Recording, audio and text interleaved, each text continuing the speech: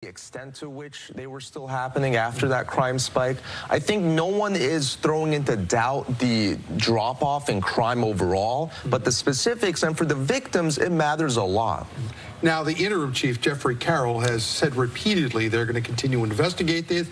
He's the one who announced, last week that they were going to be moving in this direction. But there are still questions about what role the last chief had in all of this. Yeah. Pamela Smith obviously, went out in a blaze of anger and fury, even saying, quoting here, F you to her haters. Right. How much do we know about what the former chief was doing with all of this? So there's an internal investigation that MPD has not shared publicly yet, but several reporters have reported on it. The Post has, and that details some allegations that even if the chief didn't direct people to change crime stats, there was a lot of pressure about the crime trend, and that underlings took that as saying, well, I'm going to smooth out the numbers in my district.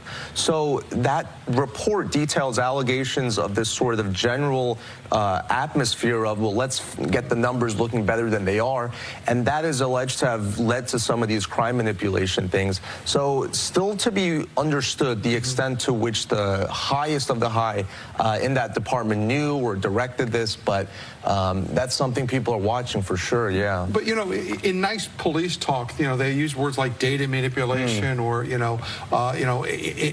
inaccurate information. It's lying. You're lying about what happened. So could you break down for folks a little bit about maybe how this worked? If somebody reported a robbery with a gun, it went down as something else? Yeah, the Post had a copy of this, and they reported that if you had sort of a burglary, it was misclassified as a theft, or if it was another violent crime, it was downplayed as another.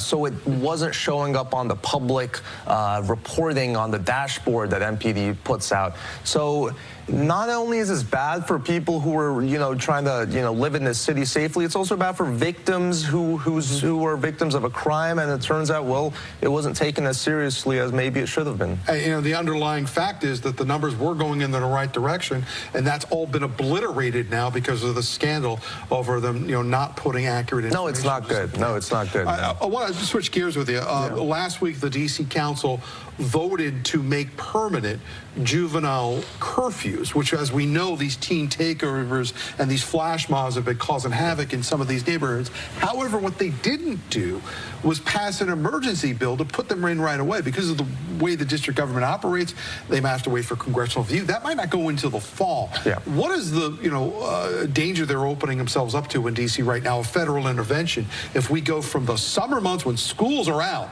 and we don't get those back in until the fall? Well, you add on top of that the MPD turmoil, you add on top of that the America 250 celebrations. A lot of eyes are on D.C. right now, especially from the federal side.